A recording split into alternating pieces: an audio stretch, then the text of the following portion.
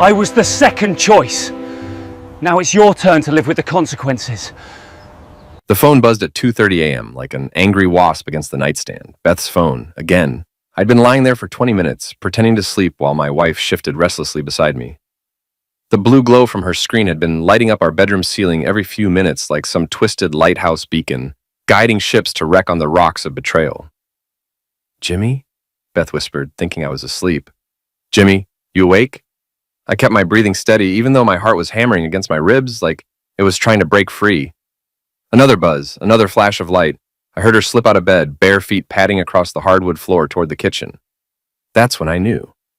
You don't sneak out to read innocent messages. You don't whisper check your phone at 2:30 in the morning unless someone's sending you things your husband shouldn't see. After 12 years of marriage, I knew Beth's habits better than she knew them herself. I gave her 30 seconds, then followed. She was standing by the kitchen island, phone clutched in both hands, reading something that made her face glow pale blue in the darkness. Her dark hair fell across her shoulders, and for a moment she looked like the woman I'd fallen in love with 15 years ago, before the disappointment set in, before she started looking at me like I was a consolation prize. "Midnight reading session?" I asked, flicking on the light. Beth jumped so hard she nearly dropped the phone. "Jesus, Jimmy, you scared me." "Sorry, couldn't sleep either." I leaned against the doorframe, arms crossed. "Who's texting you at this hour? Emergency at the salon?" The salon. Beth's little kingdom where she cut hair and collected gossip like some women collect vintage jewelry. She'd bought it with money from my electrical contracting business, Parrish & Sons Electric. Though there was only one son now, me. My father had passed 3 years ago, leaving me to run the company he'd built from nothing. "It's nothing," she said, but her thumb was already swiping, trying to close whatever she'd been reading.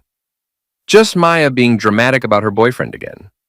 Maya, Beth's best friend since high school, enabler extraordinaire, and professional stirrer of pots. If Maya was involved, this was going to get messy. "Maya texts you at 2:30 a.m. about boyfriend drama. You know how she is when she's been drinking." I knew how Maya was, all right. I also knew that Beth was lying through her perfectly whitened teeth. Her tell was always the same. She'd touch her collarbone when she wasn't being truthful.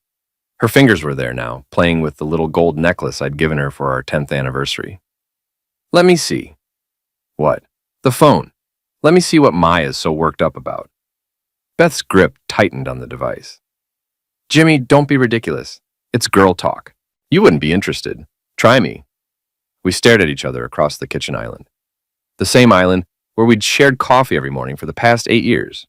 Where we'd planned vacations and argued about money and talked about maybe having kids someday. Before Beth decided that she wanted more from life. Before she started staying late at the salon. Before she started getting mysterious phone calls. "Beth." My voice was quieter now, but there was steel in it. "Give me the phone." "No." The word hung between us like a blade. In 12 years of marriage, Beth had never flat out refused me anything. We'd argued, sure. We'd had our share of fights, but she'd never looked me in the eye and said no with such finality. That's when I knew for certain. "Is it Alex?" The color drained from her face so fast I thought she might faint. Bingo, Alex, my older brother, the golden boy.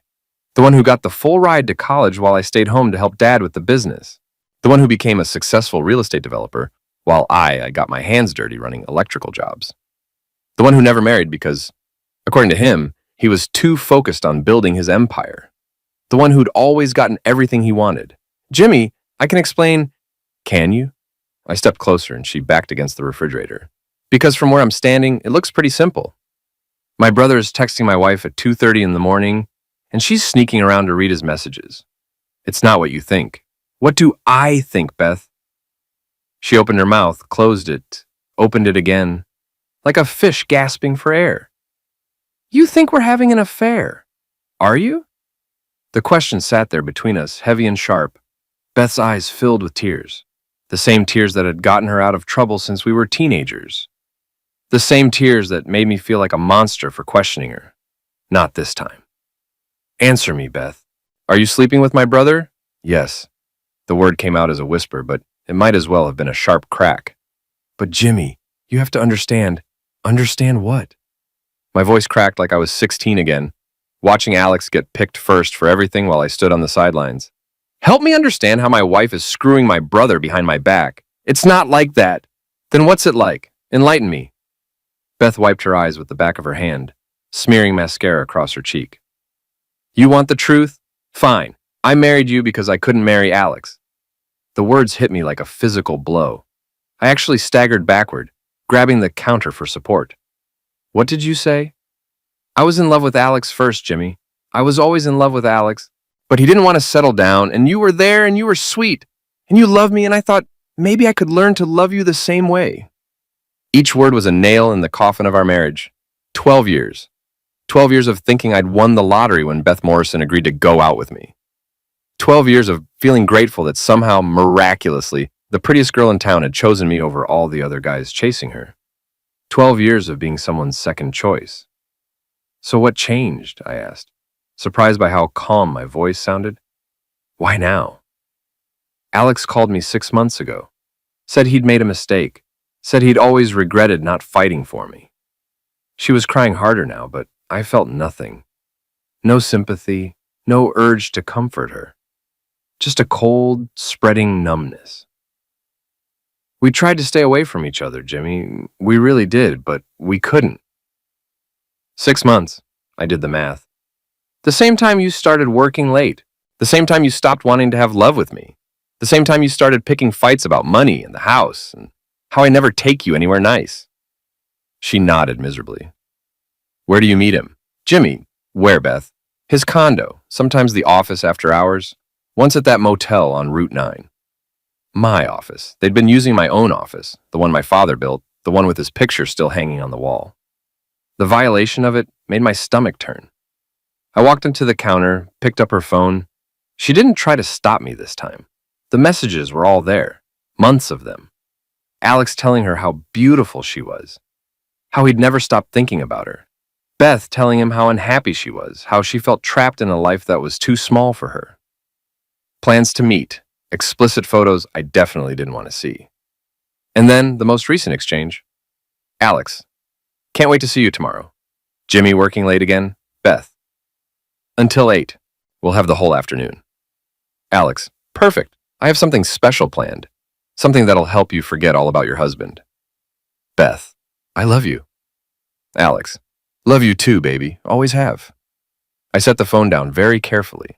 Pack a bag, I said. What? Pack a bag. You're leaving. Tonight. Jimmy, please. We can work this out. I can end it with Alex. We can go to counseling. Beth. I looked at her, really looked at her. And for the first time in 12 years, I saw her clearly. Not the fantasy I'd been in love with, but the real woman. Selfish, manipulative, weak. You just told me you married me because you couldn't have the man you really wanted. You've been lying to me for 6 months. You've been screwing my brother in my office, and now you want to work it out? I made a mistake. No. You made a choice. You chose Alex. So go be with Alex. I walked to the closet, pulled out her suitcase, and started throwing clothes into it. Beth followed me, still crying, still pleading. Where am I supposed to go? I don't care. Alex's place, Maya's, a hotel. Not my problem anymore. This is my house too. Actually, it's not. I kept packing, not looking at her. The deed's in my name. Bought it with money from my business. Your name's not on anything that matters, Beth. I made sure of that after Dad died. Wanted to protect the assets. The look of shock on her face was almost worth the pain in my chest. You can't just throw me out. Watch me. I zipped up the suitcase, carried it to the front door, and tossed it onto the lawn. Then I came back for Beth. Get out. Jimmy, get out of my house. She grabbed her purse and her phone, shot me one last desperate look, and walked out into the night.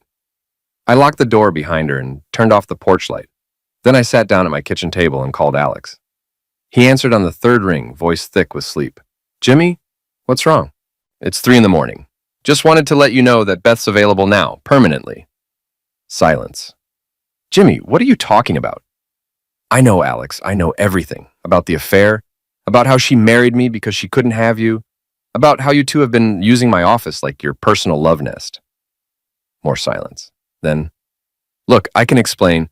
Nothing to explain. You won. Congratulations. You finally got something of mine. It wasn't like that. Sure it was. It was always like that. You taking whatever you wanted and me getting your leftovers. Well, enjoy her. But understand something, big brother. This isn't over. Not by a long shot. I hung up and sat in the dark kitchen, staring at the space where my wife had been standing 20 minutes earlier. Funny thing about hitting rock bottom.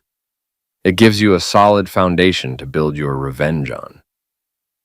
My phone was buzzing when I woke up at 6 a.m. Joan Martinez, my office manager for the past 10 years, never called this early unless something was seriously wrong.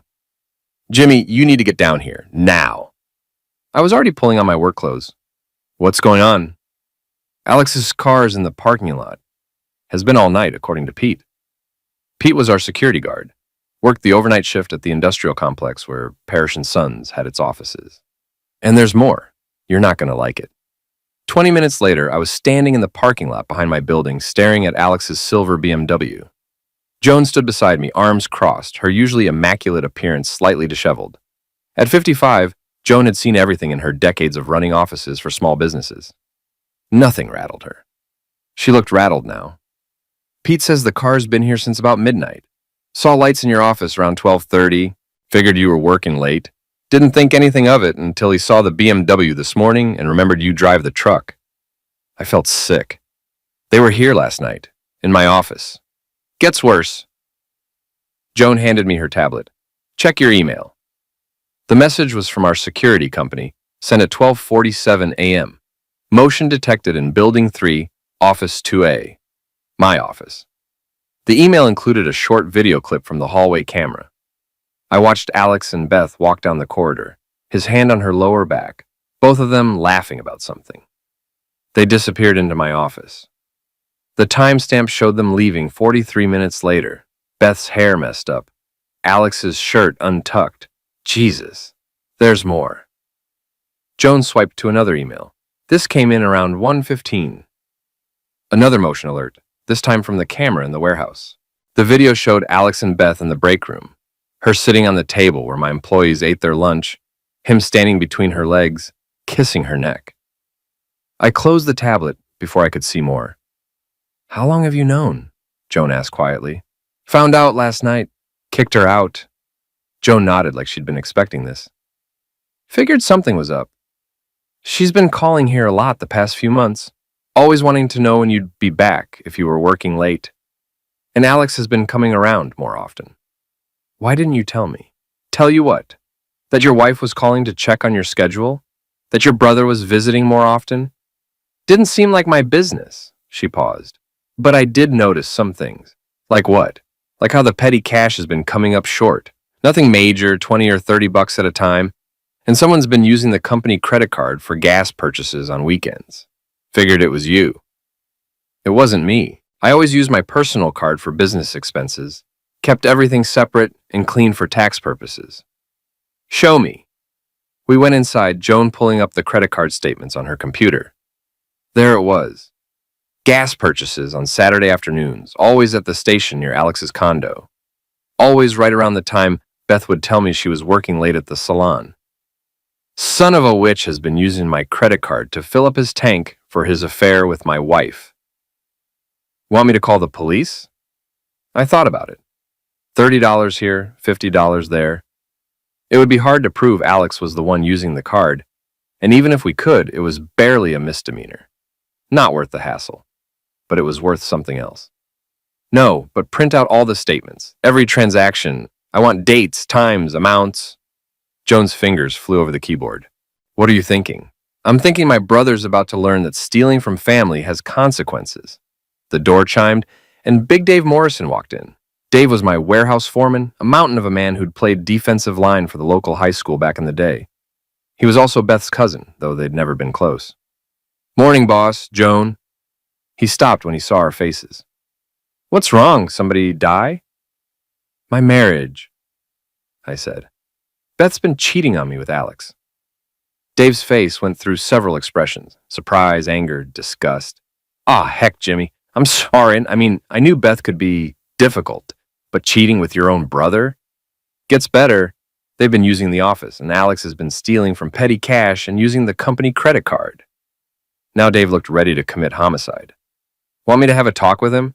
No, nothing physical. I've got a better plan. The door chimed again, and Maya Gonzalez walked in. Beth's best friend, partner in crime, and general pain in my neck. Maya was one of those women who thrived on drama, who could turn a hangnail into a soap opera storyline. She was also fiercely loyal to Beth, which meant she was here to cause trouble. "Jimmy!" she said, like we were old friends instead of people who barely tolerated each other. "I heard about last night. Beth is devastated. Absolutely devastated. Good morning to you too, Maya. She's staying at my place, so, crying her eyes out. She made a mistake, Jimmy, a terrible mistake. But that doesn't mean you have to throw away 12 years of marriage." Joan and Dave exchanged looks. This was about to get interesting. A mistake? I leaned back in my chair. Which part was the mistake? The 6 months of lying? The affair with my brother? Or marrying me in the first place? Because she couldn't have him? Maya's perfectly made-up face faltered for a second. She told you that? She told me a lot of things. Like how they've been meeting at his condo. And at that motel on Route 9. And right here in my office. On the desk where I do my paperwork every day. Jimmy, you're being cruel. I'm being honest. There's a difference. Maya straightened her shoulders, going into battle mode. Well, maybe if you'd been a better husband, she wouldn't have needed to find comfort elsewhere. The room went dead quiet. Even the hum of the air conditioning seemed to stop. Dave took a step forward. Maya, you might want to think real careful about your next words. It's okay, Dave. I stood up slowly. Maya's just being Maya, loyal to her friend, no matter what her friend did. I respect that. But here's the thing, Maya. Beth made her choice. She chose Alex, so she can go be with Alex. She doesn't want Alex. She wants to come home. She wants to fix things with you. No, she doesn't. She wants to have her cake and eat it too. She wants the security of being married to me and the excitement of screwing my brother. Well, she can't have both. Maya's face flushed red. You're going to regret this, Jimmy. Beth is the best thing that ever happened to you, and you're throwing her away over one little mistake. One little mistake? Joan finally spoke up. Honey, your friend has been screwing around for 6 months. That's not a mistake. That's a lifestyle choice. Stay out of this, Joan. This is between family. Actually, Dave said, his voice rumbling like distant thunder, Beth's my cousin, and what she did was wrong, dead wrong. Jimmy's got every right to kick her to the curb. Maya looked shocked. She'd probably expected Dave to take Beth's side, family loyalty and all that. Dave, you don't understand. I understand plenty. I understand that Beth took vows. I understand that she broke them. And I understand that she's got you running around town trying to clean up her mess. Dave crossed his arms. Maybe you should tell your friend to grow up and face the consequences of her actions. Maya turned back to me, desperation creeping into her voice. Jimmy, please, just talk to her. Give her a chance to explain. She explained plenty last night. Told me all about how she settled for me, how she was always in love with Alex, how I was just the consolation prize. I sat back down, picked up some paperwork. Conversation's over, Maya. Beth made her bed. Now she can lie in it. This isn't over, Maya said, her voice shaking with anger. You're right, it's not. I looked up at her, smiled without any warmth. It's just getting started. After Maya left, slamming the door hard enough to rattle the windows, Joan and Dave looked at me with something like admiration. Wow, boss, Dave said. Remind me never to get on your bad side. You planning on screwing my wife? Heck no. She's not my type anyway. I like women with integrity. Joan was still staring at the door. Maya's gonna cause problems. She's got a big mouth and no sense. This'll be all over town by noon. Good, I said. Let everyone know exactly what Beth and Alex did. Let them explain to their friends and neighbors why they blew up a marriage. You sure about this? Joan asked. Once word gets out, there's no taking it back. This town loves its gossip. I thought about the video footage of my wife and brother in my office. About the months of lies. About being told I was someone's second choice after 12 years of marriage. I'm sure. In fact, I think it's time everyone knew exactly what kind of people Beth and Alex really are. Joan smiled. And it wasn't a nice smile. I'll make some calls. By tonight, everyone from the mayor to the grocery store clerk will know the whole story. And I'll spread the word at The Wire, Dave added.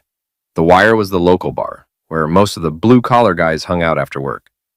Alex won't be able to show his face there for months. I felt something I hadn't felt since last night. A sense of purpose, a plan forming. Actually, let's make sure Alex does show his face. I've got some things I'd like to say to him, in front of witnesses. Dave grinned. Now you're talking my language. By 5 o'clock, the whole town was buzzing. Joan had made good on her promise, and the gossip network had done the rest. My phone had been ringing all day, some people offering sympathy, others fishing for details, a few brave souls suggesting I should work things out with Beth.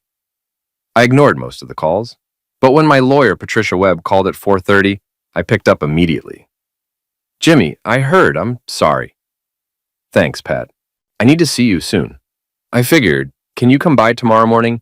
We need to talk about protecting your assets, the business, everything. What about tonight? I'm buying you dinner if you can meet me at the Wire around 7. Pat laughed. You want to have a legal consultation at a bar? I want to have a legal consultation where everyone can see us having a legal consultation. Word is, Alex might show up tonight. Ah, you want witnesses to see you getting proper legal advice before you do anything inadvisable. You always were the smartest lawyer in town. I'll see you at 7. And Jimmy, don't do anything stupid before I get there. The Wire was packed when I arrived, which was exactly what I'd hoped for. Word had definitely gotten around. I could feel the stares, hear the whispered conversations that stopped when I passed.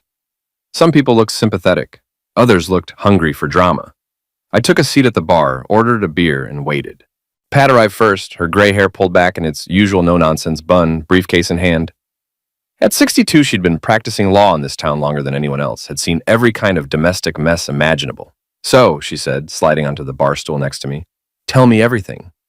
I gave her the short version, the affair, the confrontation, Beth moving out.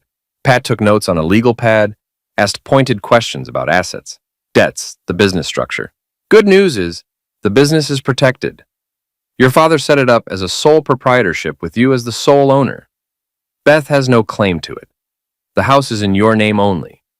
Most of your assets are separate. What about alimony? Possible, but unlikely given the adultery.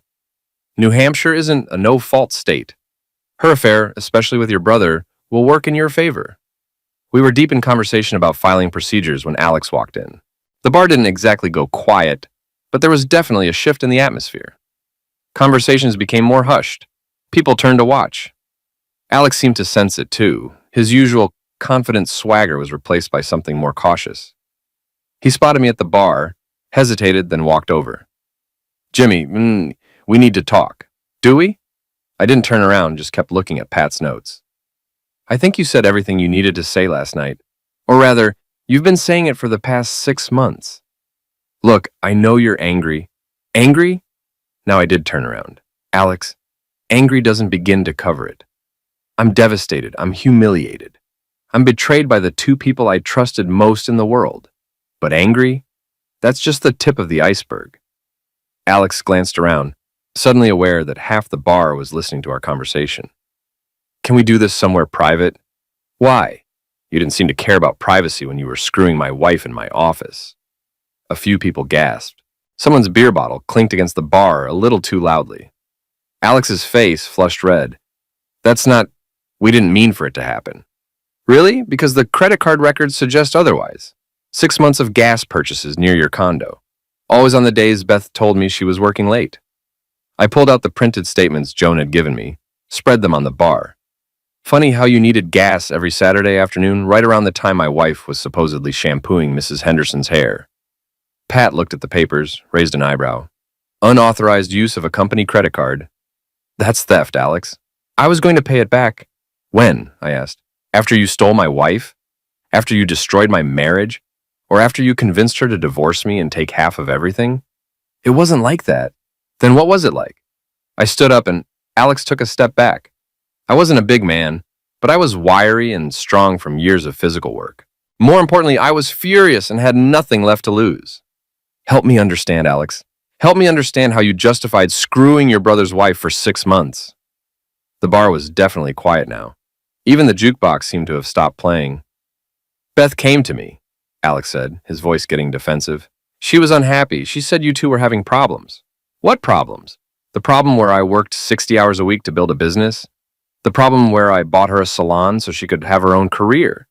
The problem where I loved her completely and never looked at another woman? She said you'd grown apart, that you didn't talk anymore, that you treated her more like a roommate than a wife. I felt like I'd been punched in the stomach. She said that? Jimmy, she was miserable. Anyone could see it. Anyone except me, apparently. I sat back down, suddenly feeling exhausted. So you decided to help her out? By sleeping with her. It wasn't supposed to happen. We were just talking, and then you saw an opportunity to take something else that belonged to me. Alex's face hardened. Not everything is about you, Jimmy. Maybe Beth genuinely has feelings for me. Maybe she always did. Oh, she told me about that, and how she was in love with you first, how she married me because she couldn't have you, how I was her second choice. The words hung in the air like smoke. I could see the shock on some faces, the pity on others. Alex looked like he wanted to crawl under the bar. She shouldn't have said that. Why not? It's the truth, isn't it? You were always the golden boy, the successful one, the one who got everything he wanted. And I was just the backup plan. Jimmy, well, congratulations, Alex. You finally got her. You won. I didn't want to win anything. You just what? Accidentally fell into bed with her? Accidentally used my office for your little trysts? Accidentally stole from my business to finance your affair? Alex looked around the bar, seeming to realize for the first time how this all looked, how he looked. I'll pay back the money. You bet you will, with interest. And I'll end it with Beth, if that's what you want. I stared at him. What I want? Alex, what I wanted was a faithful wife and a brother I could trust. What I wanted was to not find out that my entire marriage was a lie. What I wanted was to not be told I was someone's consolation prize. I finished my beer, set the bottle down carefully. But I don't get what I want. So now we play by different rules. What's that supposed to mean? I stood up, Pat gathering her papers beside me. It means I'm done being the nice guy, the understanding brother, the husband who works hard and keeps his mouth shut and pretends not to notice when his wife stops wearing her wedding ring. Alex glanced down at his hand. He wasn't wearing his class ring, the one he never took off. I'd bet anything it was sitting on Beth's nightstand at Maya's place. I'm filing for divorce tomorrow, I continued. I'm pressing charges for the credit card fraud, and I'm making sure everyone in this town knows exactly what kind of people you and Beth really are. I can't what? Tell the truth? Share the facts? Let people know that my wife of 12 years has been cheating on me with my brother for 6 months? People don't need to know our personal business. Our personal business, I laughed, and it wasn't a pleasant sound. Alex, the moment you decided to screw my wife, it stopped being personal. It became public. It became everyone's business. I started to walk away, then turned back. Oh, and Alex, stay away from my office. Stay away from my house. Stay away from my business. You're not welcome anywhere I am. You can't ban me from public places. No, but I can make sure everyone knows what you did. I can make sure that everywhere you go, people are whispering about how you stabbed your own brother in the back. I can make sure that every time you walk into a room, the conversation stops and people stare. I leaned closer, lowering my voice so only he could hear. I can make your life very uncomfortable, Alex. And I'm just getting started. As Pat and I walked toward the door, I heard someone behind us say, "Can't believe he'd do that to his own brother." Another voice replied, "Always knew Alex Parrish was a snake. Just didn't know he was that kind of snake." Outside in the parking lot, Pat shook her head. That was either very smart or very stupid. Which do you think? Smart. You established the facts publicly, with witnesses. You showed restraint, no violence, no threats that could get you in legal trouble. And you made it clear that you're the wrong party here. Good, because this is just the beginning. Pat stopped walking. Jimmy, what are you planning? Nothing illegal. Nothing that'll get me sued or arrested, but Alex and Beth want to play games? They want to destroy my marriage and humiliate me in front of the whole town?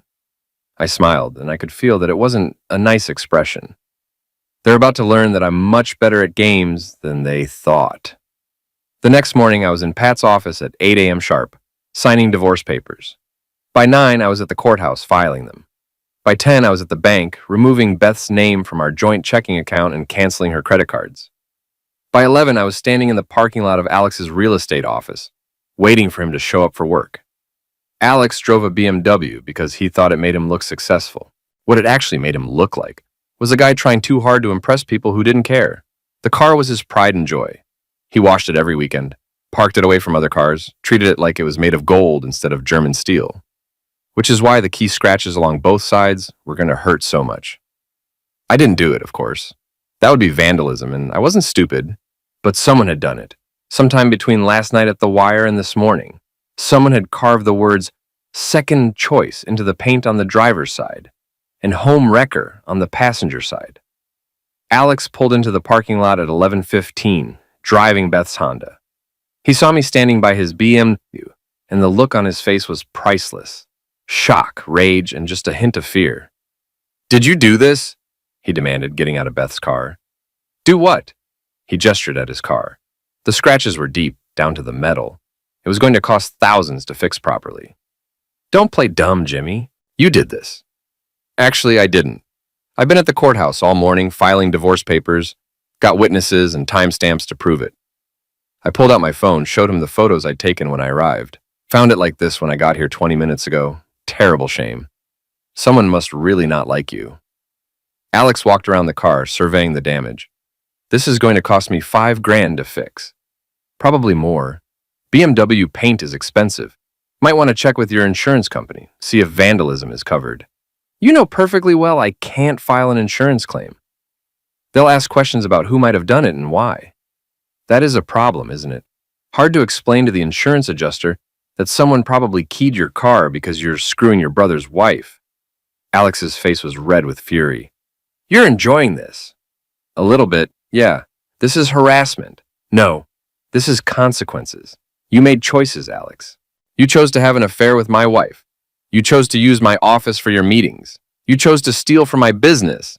Now you get to live with the fallout. I told you I'd pay back the money, and I told you I'd press charges anyway. Theft is theft, whether you pay it back or not." Alex looked around the parking lot, probably wondering if anyone else had seen the damage. His office was in a small strip mall, the kind of place where everyone knew everyone else's business. "What do you want, Jimmy?" "I want my wife back. I want my marriage back. I want the last 6 months of my life back." I shrugged, "But I can't have any of those things. So I'll settle for watching you and Beth face the consequences of what you did. We never meant to hurt you, but you did it anyway. For 6 months, you did it anyway." Alex ran his hands through his hair, a gesture I remembered from childhood. He always did that when he was stressed, when things weren't going his way. "Look, maybe we can work something out, man to man." "What kind of something?" "I'll pay for the divorce, all the legal fees, and I'll pay back the money I took with interest, 20% interest. In exchange for what? You stop this campaign of yours. Stop spreading our business all over town. Stop trying to ruin our reputations." I pretended to consider it. "That's an interesting offer, but I've got a counter proposal." "I'm listening." "You and Beth leave town. Pack up, move away, start over somewhere else. Somewhere far away from here." Alex stared at me. "You can't be serious. Dead serious. You want a life with Beth? Go have it. Somewhere else. I've got a business here. Clients, contracts. You should have thought of that before you decided to screw my wife." "I'm not leaving town because you're having a tantrum." "It's not a tantrum, Alex. It's a choice. You can leave voluntarily or you can stay and deal with the consequences of everyone knowing what you did." "What consequences? So people gossip for a few weeks? So what?" "People have short memories." I smiled. "Want to bet?" Before Alex could answer, a car pulled into the parking lot. Maya's red Toyota, with Beth in the passenger seat. They parked next to us, and both women got out. Beth looked terrible. Her eyes were red and swollen, her hair unwashed, her clothes wrinkled like she'd slept in them, which she probably had, on Maya's couch. "Jimmy, she said, her voice hoarse. "We need to talk." "No, we don't. Please, just 5 minutes." "I gave you 12 years, Beth. That's enough." Maya stepped forward, her face set in battle mode. "You can't just throw away a marriage like this. People make mistakes." "People make mistakes," I agreed. "But Beth made choices. She chose to lie to me for 6 months. She chose to sneak around with my brother. She chose to use my office for her affair. Those weren't mistakes, Maya. Those were decisions. She's sorry." "No, she's not. She's sorry she got caught. There's a difference." Beth started crying again. "Jimmy, I know I hurt you. I know I messed up. But we can fix this. We can go to counseling. We can work it out. Like you worked out your feelings for Alex in my office?" Beth flinched like I'd slapped her. "I saw the security footage, Beth. I saw you and Alex in the break room and on the table where my employees eat their lunch. I saw you leaving my office with your hair messed up and your shirt untucked. You want to work things out? Start by explaining how that was supposed to make our marriage stronger. It wasn't supposed to happen, but it did happen.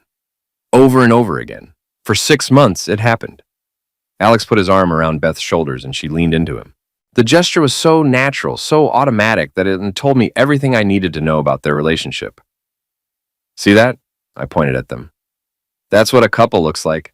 That's what you and I used to look like before you decided you wanted him instead. Jimmy, Beth started. Save it. You made your choice. You chose Alex, so be with Alex. But don't expect me to make it easy for you. What's that supposed to mean? Maya demanded. It means I'm not going quietly. It means I'm not going to pretend this didn't happen. It means everyone in this town is going to know exactly what kind of people you are. You're being vindictive, Maya said. I'm being honest. There's a difference. I started to walk away, then turned back one more time. Oh, and Beth, I changed the locks on the house, and I canceled your credit cards, and I removed you from the bank accounts. You want money? Ask your boyfriend. Beth's face went white. You can't do that. That's my money, too. Actually, it's not. Pat Webb explained it all to me yesterday.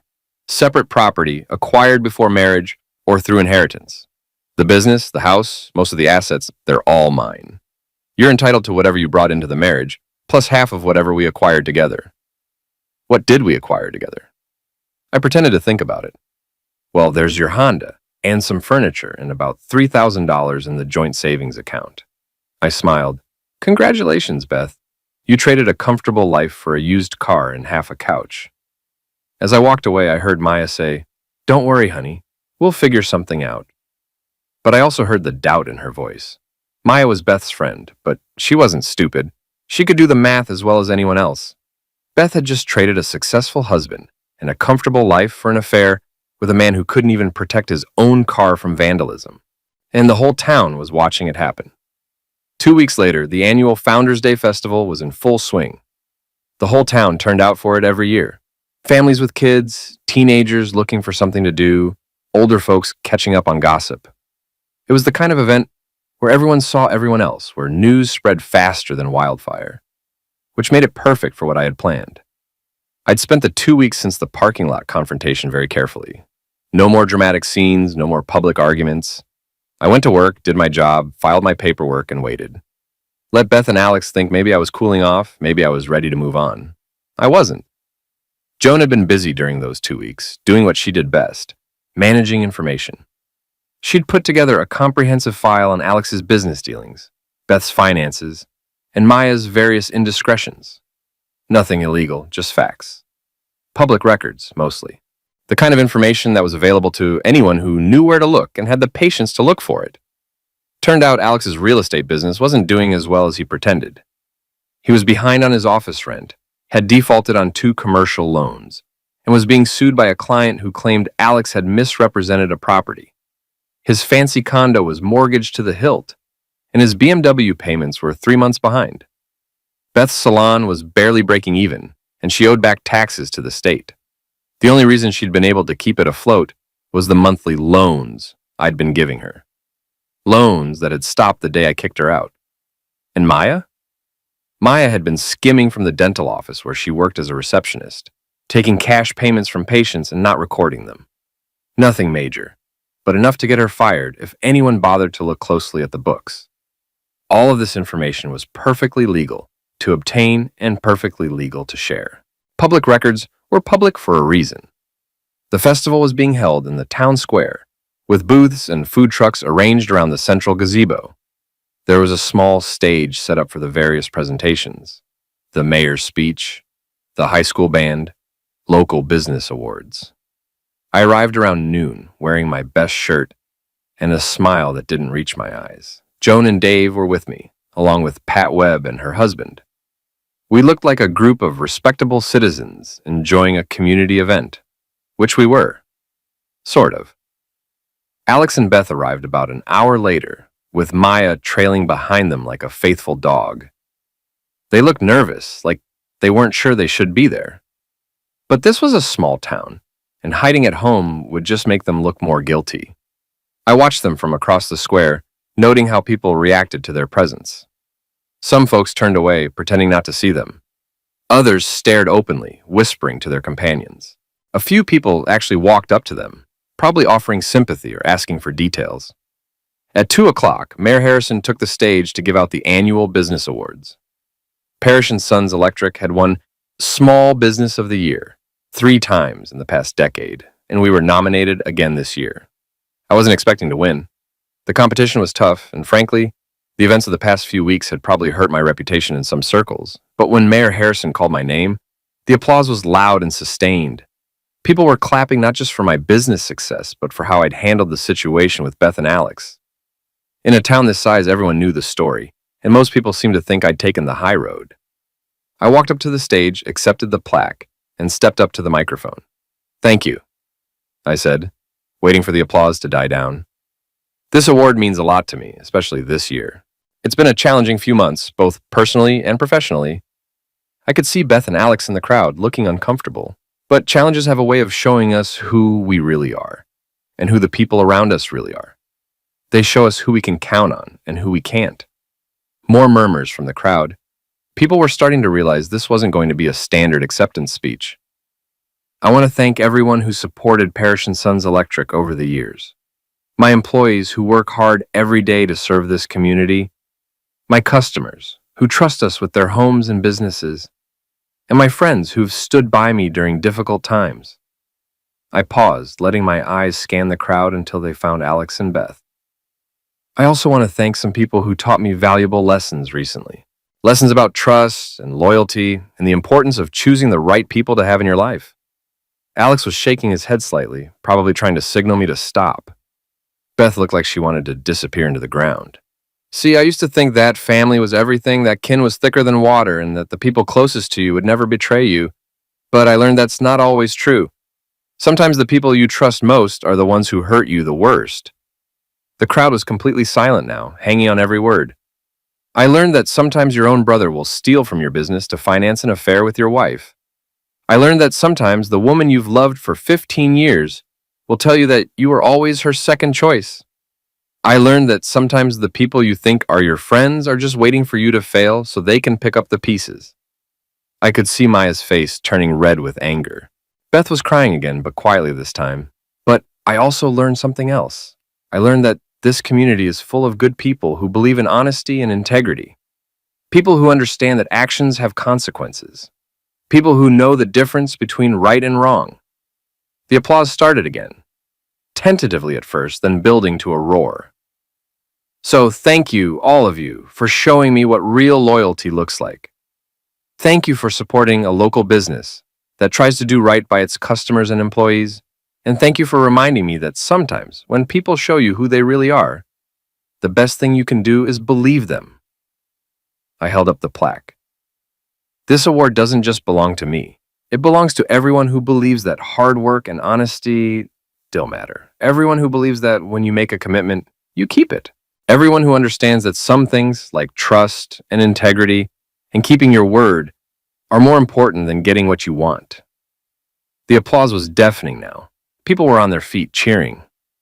I could see Alex pulling Beth toward the parking lot, Maya following behind them. As I walked off the stage, dozens of people came up to shake my hand, pat my back, tell me how proud they were of how I'd handled everything. I smiled and thanked them, but my eyes were on the parking lot, watching Alex's BMW pull out and drive away. Dave appeared at my elbow, grinning. "Boss, that was beautiful. Absolutely beautiful. Think they got the message?" "Oh, they got it. Everyone got it. You just made it crystal clear that this town has chosen sides and they chose you." Joan nodded approvingly. "Alex won't be able to do business here anymore." "Not after that. And Beth, good luck getting customers at the salon when everyone knows she's the woman who cheated on the local hero." "Local hero? That's what you are now, Jimmy. The guy who got stabbed in the back by his own family and handled it with class. The guy who didn't lose his temper, didn't get violent, just told the truth and let people make their own decisions." Pat Webb squeezed my shoulder. "That was risky, what you just did. But it was smart. You didn't accuse them of anything that wasn't true. You didn't threaten them. You just told your story in your own words and let the community judge for themselves." "And that it did judge," her husband added. "Did you see people's faces during your speech? You had them in the palm of your hand. As we walked back toward the festival booths, I felt something I hadn't felt in weeks. A sense of peace. Not happiness, exactly. The betrayal still hurt. The divorce was still going to be messy. And I was still going to have to figure out how to rebuild my life. But for the first time since that night in the kitchen, I felt like I was in control of my own story. And Alex, Beth, and Maya, they were about to learn that in a small town, reputation is everything. And theirs was now in ruins. 3 months after the festival speech, Alex's real estate office closed down. The final blow came when his largest client, Henderson Development, pulled out of a major deal after concerns about Mr. Parrish's professional conduct surfaced. Word was that Mrs. Henderson had been at the festival, had heard my speech, and had decided she didn't want to do business with a man who would cheat with his brother's wife. Beth's salon lasted another month before she had to shut it down. Turned out that when your clientele consists mostly of married women, having an affair doesn't exactly boost your customer base. Who knew?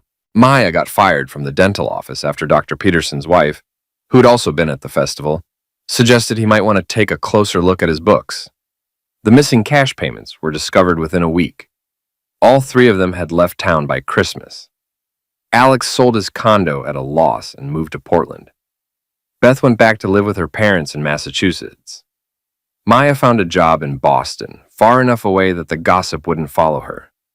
I could have let it end there, should have let it end there. They were gone, I was free, and life was getting back to normal. But there was one more thing I wanted to do. On New Year's Eve, I threw a party. Not a big one, just close friends, employees, a few neighbors. The kind of party Beth had always wanted to host, but I'd never been enthusiastic about. Turned out I was pretty good at throwing parties when I wasn't worried about someone judging every detail. Around 11 o'clock, when everyone was well into their drinks and the conversation was flowing freely, Joan came up to me with a manila envelope. "What's this?" "Call it a New Year's gift, from me and Dave." I opened the envelope and found a stack of photographs. Security camera footage, printed out in high resolution. Alex and Beth in my office, Alex and Beth in the warehouse break room, Alex and Beth in the parking lot behind the building. But these weren't the grainy black and white images I'd seen before. These were clear, detailed, unmistakably them. Professional quality prints that left nothing to the imagination. "Where did you get these?" "Our security system is better than you thought," Dave said, appearing beside Joan with a beer in his hand. "High-definition cameras, color recording, the works. We just never mentioned it before." "We thought you might want them," Joan added. "You know, in case you ever needed proof of what they did. For the divorce proceedings or whatever." I stared at the photos. They were incriminating, explicit evidence of the affair. In court, they'd be worth their weight in gold. "Joan, the divorce was finalized 2 months ago." "I know, but we thought maybe you'd want to send copies to Alex and Beth, as a reminder." "A reminder of what?" "That their actions have consequences, that you have evidence of what they did, that even though they left town, you could still make their lives very uncomfortable if you wanted to." I looked at the photos again. There was Alex, the golden boy who'd always gotten everything he wanted, caught in the act of betraying his own brother. There was Beth, the woman who'd told me I was her second choice, proving just how little our marriage had meant to her. With these photos, I could destroy what was left of their reputations. I could send copies to their new employers, their new neighbors, their families. I could make sure that everywhere they went, people would know what they'd done. It was tempting. God, it was tempting. But as I stood there, surrounded by people who actually cared about me, people who'd stood by me through the worst period of my life, I realized something. I didn't need to destroy Alex and Beth. They'd already destroyed themselves. "You know what?" I said, walking over to the fireplace. "I think I'll pass." "Jimmy, what are you doing?" Joan asked as I tossed the photos into the flames. "I'm moving on. Alex and Beth are gone. They're out of my life, out of this town, and out of my future. Why would I want to waste any more time thinking about them?" Dave shook his head. "Boss, those photos could have given you power over them for years." "I don't want power over them, Dave. I want them to not exist in my world at all." I watched the photos curl and burn, the images of my ex-wife and brother disappearing into ash and smoke. "Besides," I added, "the best revenge isn't making them pay for what they did. The best revenge is building a life so good that what they did doesn't matter anymore." Joan smiled and raised her beer bottle. "To moving on. To moving on, everyone echoed. As midnight approached and the countdown began, I looked around the room at the faces of people who'd proven their loyalty, their friendship, their worth. Joan, who'd managed my business and my crisis with equal skill. Dave, who'd stood up for me when my own family wouldn't. Pat Webb, who'd guided me through the legal maze with wisdom and compassion. My neighbors, my employees, my real friends. These were the people who mattered. These were the people who'd shown me what real loyalty looked like. 10, 9, and 8. The countdown continued, and I found myself thinking about the future instead of the past. About the business I was building, the life I was creating, the possibilities that lay ahead. 3, 2, 1. Happy New Year! As the clock struck midnight and everyone around me celebrated, I felt something I hadn't felt in over a year. I felt free. Free from the weight of betrayal. Free from the burden of revenge. Free from the need to prove anything to anyone. Alex and Beth had made their choices, and they'd have to live with the consequences. But I got to make my own choices now, and I chose to stop letting their actions define my life. I chose to stop being the man whose wife cheated on him with his brother. I chose to start being the man who built something better from the ashes of what they'd destroyed. And that, I realized, was the sweetest revenge of all. 6 months later, I was dating Sarah Mitchell, the new librarian who had moved to town from Vermont. She was smart, funny, honest, and when she looked at me, I could tell I was her first choice, not her second. A year after that, Parrish & Sons Electric landed the biggest contract in the company's history, wiring the new shopping complex on the outskirts of town. The same shopping complex that Alex's company had been supposed to develop before Henderson Development pulled out. Life, as it turned out, had a sense of irony. But the best part? The absolute best part was that none of it had anything to do with Alex or Beth. I didn't succeed because I'd gotten revenge on them. I succeeded because I'd stopped wasting energy on them and started focusing on building something worthwhile. They'd taught me a valuable lesson, though they'd never intended to. Sometimes the people you trust most will betray you. Sometimes the people you love most will break your heart. Sometimes your own family will stab you in the back. But when that happens, you have a choice. You can spend your life trying to get even, or you can spend it getting better. I chose better. And in the end, that choice made all the difference.